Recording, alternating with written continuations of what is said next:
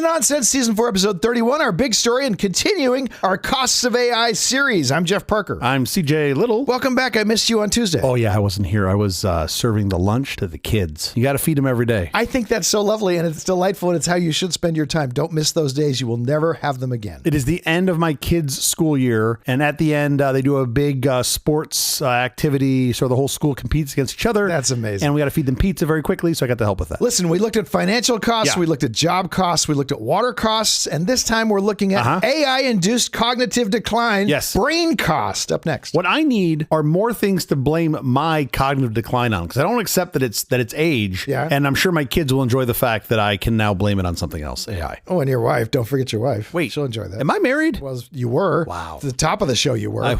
You're right. Some time has passed. I want to say her name starts with a D, maybe? Okay, why our neurological connections are collapsing in the age of AI. Let's go. I want to say, like, Brenda.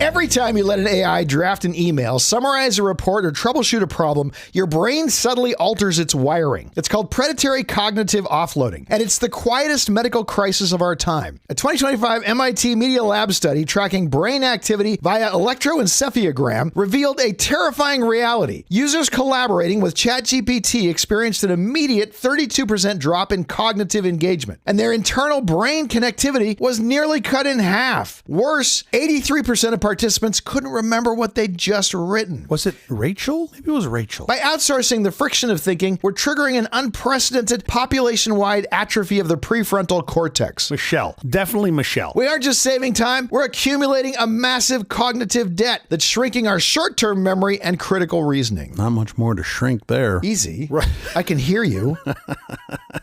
I was in the ocean. It was cold. Reliance on these digital devices has become so pervasive that psychologists now monitor the escalation of digital dementia, a modern behavioral syndrome that is characterized by, wait for it, acute attention deficits, memory loss, emotional dysregulation, and heightened attention deficit hyperactivity disorder symptoms.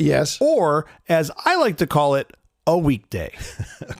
The brain's going, is it? It is crazy that we now have a term called digital dementia, but we do. Makes perfect sense, though, because you don't use those muscles. They atrophy. They atrophy. All right, break this up into 4 sections. What do you got? Let's talk about where this cognitive debt is coming from, like how we're getting it, how we will know how anything will work anymore, because I fear that that's going away. It's a massive problem. If we can get this, what about AI? Can AI also get brain rot? I think that's of course, because we're the ones who teach the AI. Exactly. And then finally, how can you save your own Meatware? I'm assuming that means my brain. Oh, yeah. I'll let me work on these notes really fast. Let's talk about where this data comes from first. And the data anchoring this debate comes from a cluster of rigorous, highly specific studies published throughout 2025. So just last year. But 3 we're going to talk about. Start with the MIT Media Lab study. Yes, there's 3 we want to talk about. Yes, the MIT Media Lab study is it's considered the premier neurological study on this subject. And instead of relying on self-reported surveys, the team hooked up students from elite Boston institutions to these EEG monitors to watch their brains in real time over a 4-month period. They weren't hooked up for 4 months. They came in and they wrote essays. That would have been awesome. So they were for 20 minutes at a time. They were hooked up. None of them would have gotten laid, but it would have been absolutely awesome for 4 months and be walking around like Rick Moranis in Ghostbusters, the thing on his head and all the wires coming out. And meanwhile, running around saying you're the key master. It doesn't make any sense. Anyway, here's what they found. That when using LLMs to write, internal brain connectivity systematically scaled down. The synchronization of the alpha and theta waves, the neural coupling required for deep focus and memory encoding, was nearly cut in half. Yikes. 83% of AI-assisted users could not recall or summarize the core arguments of a paper they had just written, in quotes, minutes prior. By written, you mean the AI just wrote. Exactly. So to me, I'm like, there's no surprise that you ask an AI to write the thing about the topic you're supposed to know something about, and it writes it and you go, well, I know nothing about that. Of course, because you didn't do it. I write and rewrite my stupid bits on this show. I put no small amount of effort into it, as you know. The next day, when I go on my hike and people will ask me, hey, what's the podcast about today? People haven't heard it. What's the podcast? And I'll have like, wow, I have no idea. And that was where I actually worked on it. I know. And I appreciate that you work so hard on that, because my jokes, they just come to me. Okay. I haven't really been thinking about jokes, but yes. Let's move on to the Michael Gerlich study. Tell me about that one. So while the MIT study looked at brainwaves, Gerlich looked at population-level behavioral data. So he surveyed and interviewed over 600 participants across diverse demographics to quantify the drop in critical thinking. Okay. That was his intent. And he uncovered a staggering age divide. So younger participants, 17 to 25, had critical thinking scores that were roughly 45% lower than participants over the age of 46. What do you think accounts for that? Why do older people have critical thinking scores higher than those who are younger? So the belief was that younger users weren't just using AI to skip writing, they were using it to skip the step of analyzing a problem before solving it. To skip the thinking. Yes. Got it. Because if the point of the writing is to demonstrate that you know the thing, and you just can write down that you know the thing, problem solved. Yeah. But you never actually learn the thing. Like, my argument is we have the wrong test at the end right now. If the test is write the thing and your AI can write the thing, you haven't done it. So what should the test be? The way we test knowledge is we say, hey, you got to write a paper, you got to write an essay, or you got to fill out this multiple choice test. And show us you know what you're talking about. Show us you know what you're talking about. That you can regurgitate this. Obviously, when you put that all into an AI and you ask the AI to do it, you don't actually know it. You're having the AI write it for you. Yeah. So to me, the best way to fight this fire is with more fire. You have an AI now that asks you the questions. There's no test you can go cheat and steal from someone else. The AI just presses you and does like some waterboarding of you until you answer the questions. To make sure you've got it solid. Yeah. You could still cheat. You could still plug your AI into their AI, I guess, somehow, which is kind of hot now that I think about it. Hey. It's my only AI site. The problem with that is like, now you know you are absolutely cheating. There's no way around that. And I feel like that's the next, I don't even call it a pivot. It's the next evolutionary step of what we're going to get to here is the AI needs to be instructing and asking if you know the thing. And clocking how fast you can come back with your answers to make sure you're not going to another AI or some other source to give your answers back. Every single answer, you have to like answer a CAPTCHA. It's like, find all the traffic lights in this. And you're just like, oh, come on, not again. It's like a geometry problem. Yeah. We had the third study. Tell me about the Microsoft the future of work This one's super interesting. So they did this longitudinal study. This is Microsoft research where they tracked workplace AI telemetry. Yeah. And they highlighted part of the fallout from this brain drain was focusing on how the onboarding pipeline for human expertise is breaking. This is true not just at like software companies. This is happening in every industry around the world that relies on intelligence. It is starting with the ones that are being affected by AI first, because that's where they're seeing it. So the ones that are more, quote, logical, whether it's software development or the legal process or whatever, but you can see how it's not unique to those industries. It's going to spread anywhere where you can apply AI to do entry level, where you normally hire like an intern, right? So like the entry level roles where AI can do the work. They're seeing the hiring for those intern-like positions decline significantly after the firms adopted the agentic AI tools. Because they're using AI, they don't need the intern anymore. You don't need that anymore. They don't need the associate. Like once you buy the copy machine, you don't need the basement full of monks. Like the copy machine does the work for you. Yeah, but then who's going to sing the chants? Oh, good point. Never thought about it that way. Anyway, the study explicitly warns of a massive long-term institutional crisis. So, because if you automate all the grunt work, you never get the rookies the time to build their foundational skills and ultimately become the seasoned critical thinking experts. Like to become the bosses. You've removed that part of the pipeline. Now, I do believe that will be filled by something else. We're going to have a different start in the pipeline. Right. But right now, that old way is gone. And I don't think that's coming back in its old form anytime soon. We're going to have a new way that you develop yourself into an expert. This is different than like a calculator where we didn't all forget how to do math when calculators became a thing. Yeah, good analog. Explain how it's different. You learn how to do arithmetic. You learn how to add. Yeah. And then you go, well, I can add, but I'm slow at adding two 19-digit numbers. So I'm going to use a calculator. But if you had to do it by hand, you still could. You could do it. Like if you could do long division, you can still do long division into a very large number. You're just very slow at it. I couldn't make the errors that Excel makes quite as fast as Excel can make them. Oh, sir, these are fighting words. Excel, my friend, does not make errors. Excel is the holy shrine by which we all nerds worship. It's fine. I want you to go and I want you to Google right now, Excel mathematical errors. I will say every now and again, somebody shows me a sheet and I dig through like an Excel sheet and you can see their fingerprints on the formulas that they use. And I'm like, what is wrong with you? Like what possesses you to do this? When I see people that wrap like A1 plus B2 and they wrap it in sum and I'm like, what are you doing? Why would you do that? Makes no sense. See it all the time. What a complete nerd you are. You might as well be wearing that EEG helmet. Who said I'm not?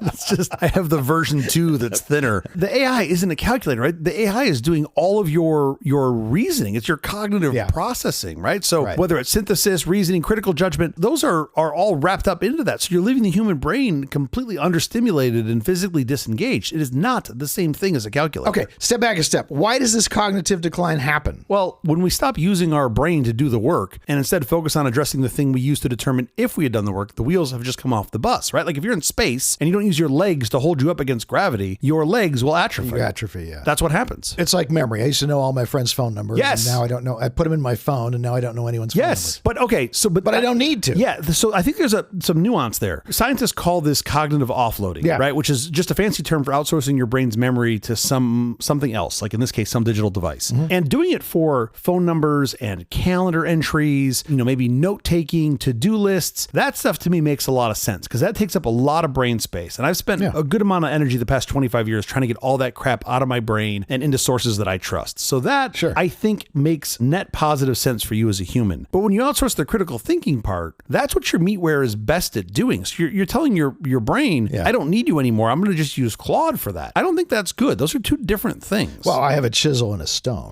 So this is how we get digital dementia is we just let our brains atrophy and we don't know how the process of the thinking works, how we get to our conclusions. And this is a real thing. It's not just like you forget how to do it. Overusing these tools is physically changing brain structure, which is kind of nuts. Heavy screen exposure and constant digital outsourcing are linked to a drop in the white matter integrity, which is the literal wiring your brain uses for language and empathy. And getting constant distractions of notifications and then doom scrolling. And so you really end up with no ability to concentrate for more than a nanosecond. Yeah, your attention span is gone. It's disappeared. So scientists put people in these fMRI brain scanners, which is basically an MRI machine, but one that specifically is for showing the blood flow in the brain. They showed them a bunch of pictures and they told one group, remember these pictures. Another group was told, don't worry, we're going to save these on a computer for you. You don't need to remember them. And they told the second group to just forget them entirely. Like, we're going to show them to you. Don't think about them. So let me take a wild guess. When they did this, there was no difference between the last two groups. Exactly. The brain scans of the, quote, saved on computer group, you could guess, showed the exact same neural patterns as the people who were told to deliberately forget the pictures. So your brain's doing the same thing in either case. That seems like a massive problem. There was a study on heavy AI users and 58% of them admitted that AI does most of the thinking for their daily tasks. Think about that. The more you rely on AI, the more you stop trusting your own thoughts and the confidence in your own thinking vanishes. This is what happens when you treat AI as a subject matter expert and not as a tool. When you yield your thinking to the AI because you think it has superior thinking. That's a problem. Okay, two things. One, I mean, I know they're talking about stopping to trust my own thoughts because I can't even remember my wife's name. Jennifer. Yeah. I've met your wife. Yeah. Jennifer. That sounds right. Yeah, let's go with Jennifer. Here's the other thing that amazes me about this. 58% of them admitted that AI does most of the thinking for their daily tasks. 58% of them were willing to admit that. Oh, that's true. That's true. What about the other ones? What about the other 42%? They were totally lying. Yeah, half of them probably also had all their, who's thinking anymore? Am I the only one that's not like dumping everything through Gemini and Claude? Totally. Okay, let's look at how we understand then the inner workings of anything and trust our professional gut instinct when complex jobs shrink into a single click. Well, that's the problem. You don't. If you want to be able to audit a complex system, you have to understand the journey. You know how the parts work. How do you get from point A? Yes, you need to know how all the bits work together. That's the whole point of when you look to hire a subject matter expert as an auditor of any process. Right? I don't mean like a financial auditor. I mean like just including financial auditors, but anyone to look at a thing and tell you how it works. But with current AI-driven workflows, when you compress the entire task pipeline into a single click, the intermediate checkpoints are all erased. You can no longer see nor validate the work. It's just input output. How do we double check an AI's answer if we don't know how it got there? I mean, you got to have the middle steps. You got to have the humans doing the hard work. They have to articulate constraints. They have to test weird corner cases. They have to justify the logical trade-offs. And if it's all done for them, and how do they even know that the answer is correct? Exactly. And this is how your brain ends up with this decay of situational awareness because you're no longer even trying to think about it. Like, well, I put something in, a quarter went in the machine. This is what came out. That must be the answer. And you have no idea how the machine reached that answer. It's all just magic. Well, I do. It used a ton of water. You're right.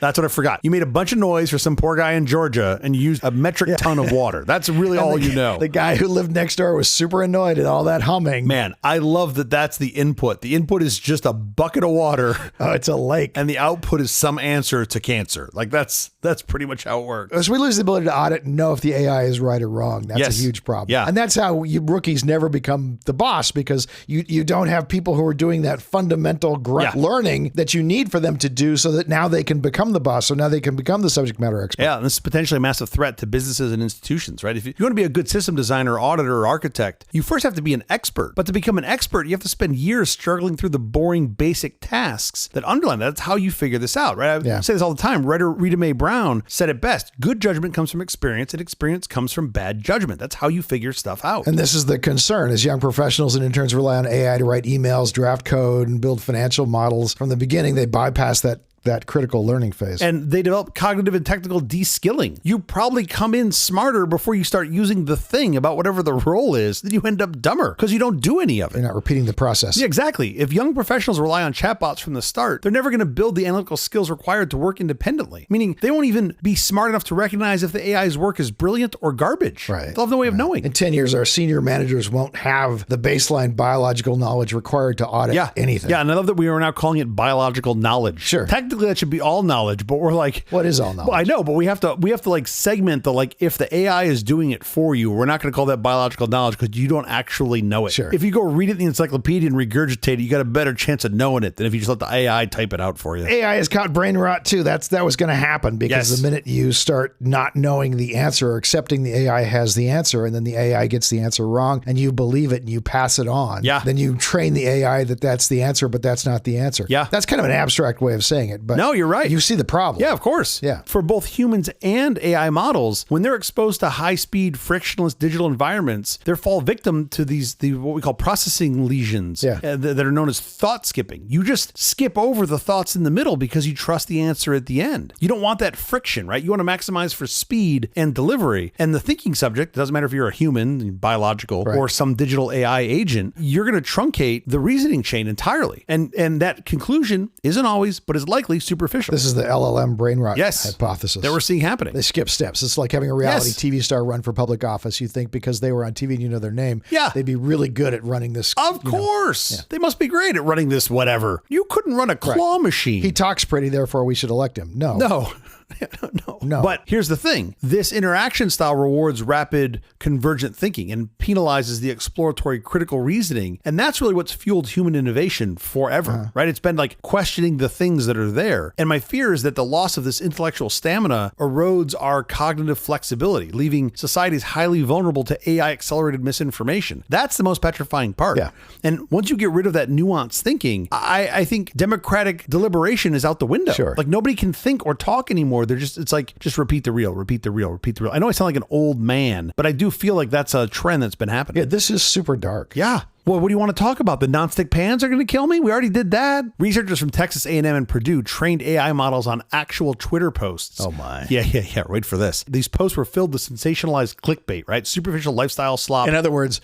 X and Twitter posts. Yeah, exactly. I know. These are all unnecessary words. Totally. And hyper repetitive slang like wow and look and bro. Like basically everything you see on Twitter. Yeah. Check this out. The AI's reasoning accuracy on logic tests plummeted from 75% down to 57%. And its long context memory retention dropped from 84% to 52%. Yeah. They were both almost cut in half. It developed thought skipping. Here's the deal. Every post on social media has the exact same subtext. Yeah. Which is, hey, look at me. Yeah. So the AI develops thought skipping just like humans have thought skipping. They observe the humans skipping beats in the logical argument. That's what we should do. Right. And so they do it too. Yeah, I get it. Yeah. That's how you get incorrect answers. Yeah. So what you're saying is the bottom line is that feeding AI internet trash didn't just make it dumber. It warped its personality. Yeah, isn't that great? Fabulous. So models that are trained on social media slop scored higher in narcissism and psychopathy. So scrolling TikTok literally turns AI into a narcissist. Isn't that amazing? Like, isn't that just kind of amazing? It's crazy. Like, but it makes total sense. Yeah, part of my brain's like, this makes total sense. And part of my brain is like, wow, we've been right. Yeah, sure. Like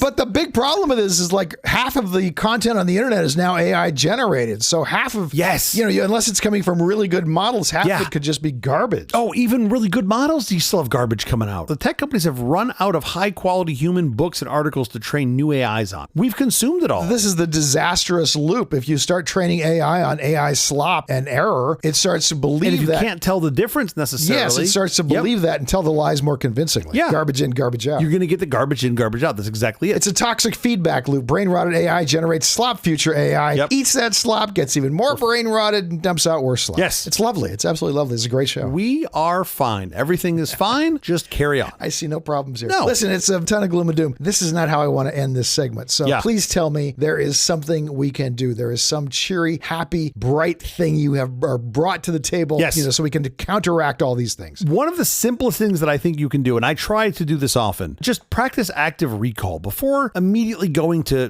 Google or ChatGPT to type in a question because it's no friction. Right. Force your brain to struggle for at least like 15 to 30 seconds. Try to find the answer in your head, right? That mental friction is the exact process that builds the permanent neural pathways that you need to stay a functioning human and not a like automaton. What's the name of the movie with the guy who's the English teacher who tries to get his students to think for themselves and then think about it? Don't just look it up. See if you can come up with that will help. And then if you can't, look it up. Yeah. The other thing you can do, just be a digital minimalist. Tell me what that is. By the way, this is me saying do as I say, not as I do. Yeah. A Princeton study showed that the visual clutter, think like having 50 open tabs or 100 unread Discord pings or whatever your messy desktop is. Can't do that. It forces your brain to expend massive amounts of energy just trying to ignore the distractions. Exactly. I totally could not do that. I have one or two tabs open. It's not that I'm just having one tab open. I do have a couple of tabs usually open, but I also have a stopwatch counting down how much time I'm spending on a given task because I got to move on to the next thing. And that's impressive. I want a thing in front of my face showing me, dude, stay focused because you're going to run out of time. I don't do that. I do use virtual workspaces. That comes in really handy. I do too. And I also used in Firefox, I use one tab to offload tabs so that you can just say I want to get to this later, but I don't want to have it in my face now as a function to remember. Yeah. So I just dump it all into one tab and then I can come back to it later. That works great. So we got to clean up our digital workspaces to save our mental battery for stuff that actually matters. And also do puzzles. Yes. Do puzzles. Yes. Keep your brain active. Keep your brain thinking through things that are complex. Yes. I mean, your working memory is fragile. Well, mine's been fragile for years. Yeah. Well, yours is like a Fabergé egg that somebody tried to slam dunk. That's been dropped several times. It's very durable, right? But it is cracked to hell. But no, if you need to study, do it in intense microbursts, right? Of under 20 minutes. Do your puzzles, mental exercises. Right. Those are all super important. But intense is the key. Don't be distracted by having the TV on in the background and everything. You only have to focus for 20 minutes. Burst. Have a little microburst. By the way, when you get to 63, that's all you have is microbursts. Okay, look. Yeah. There really isn't much that separates us from the animals. It's basically our brains. Well, because we are animals. Well, yeah. But we have our brains and thumbs. That's maybe the only thing that separates us from them. So use them. My parrot has 2 thumbs. Yeah, I have 2 thumbs. No. My parrot has 4 thumbs. Oh, we're doomed. All right, we have to get out of here, but quickly before we do, have you seen or read anything good this last week? Yes. Well, sort of. Is that a no? Because I didn't watch it this past week. I watched it before this past week. Okay, that's fine. I want to watch it again. But here, look, I feel obligated to recommend what is the ultimate pop culture metaphor for extreme cognitive offloading. Yes. A world where humanity successfully outsmarted the need to ever think again, which resulted in a society of adult-sized toddlers who can't even look past their personalized screens to notice that they're just floating around in outer space. Yeah. Pixar's 2008 classic, WALL-E. This is the film that gave us a brilliant, terrifyingly funny look at the logical conclusion of the work smarter, not harder mantra taken to its absolute extreme. Sure. The genius of the movie is its warning that the real threat of AI isn't an apocalyptic robot rebellion or Terminator that's going to come kill us all. It's that the technology will be so perfectly convenient that we will happily trade our cognitive autonomy for an automated milkshake and a seamless user experience. Sounds lovely. The future's bright. It is. We're all just fat on floaty rascals. That's all you need. I'm halfway there. I just need the rascal that floats. That's all I'm missing. Do your puzzles. Also exercise. Your microbursts. How about you? What have you seen? The 1989 film Dead Poets Society. Set in an elite boarding school in 1959, the film follows a group of hyper-regimented students whose worlds are upended by an unconventional English teacher, John Keating, played brilliantly by Robin Williams. Using poetry and the mantra Carpe Diem, Keating inspires them to defy institutional conformity and think for themselves. Led by the brilliant but pressured Neil Perry and the agonizingly shy Todd Anderson, played by Ethan Hawke, the boys resurrect a secret literary club. However, their newfound intellectual independence quickly clashes with the school's rigid traditions and overbearing parental expectations. Driven by stellar, deeply moving performances, the film is a poignant study in the immense beauty and sometimes tragic tragic cost of daring to chart your own path. Dead Poets Society available now on all major streamers. I've actually never seen this film, and I feel like I should. I do love me some Robin Williams. Oh my gosh, it's so good. You've never seen this film? I've never seen it. I've seen like little bits of it, but I've never seen it. We should go watch it tonight. I know. You should go watch it. It's delightful. It's an amazing film. It's not delightful. It's horrific, and it's delightful. It's horrific. Can it be both? Yes. I'm pretty sure it's both. That's how my wife describes intercourse. That is the episode. Thank you for joining us for all of this nonsense. It's really terrible podcast from The Awful Company. Visit us on the web at nonsense.productions. I'm CJ Little. I'm Jeff Parker. If you like this program, please follow, download, subscribe, and like at Apple Podcasts, YouTube Music, Amazon Music, AntennaPod, iHeartRadio, Spotify, my favorite Overcast, wherever you may get your podcasts from. I'm kind of mixed on this show. Nonsense uses SyncThing. Make sure you always have the latest versions of all your files on all your computers anywhere you are in the world. SyncThing does that effortlessly. Free and open source. Be sure to check out SyncThing. We'll be here next Tuesday morning and most Thursday morning. No, we'll be here next Tuesday morning and every Thursday morning. Will we really? We will. We will. For more nonsense. I'll look forward to that. I'm sure one of my kids will be in urgent care for something. Please join us.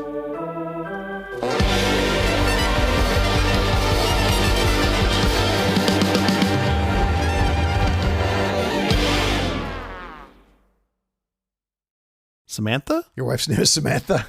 Amber. No. Destiny. No. Crystal. Are you married to a stripper? You know what? I'm going to just try to yell out some names later tonight and see what happens. Julia! My couch is available. You're okay.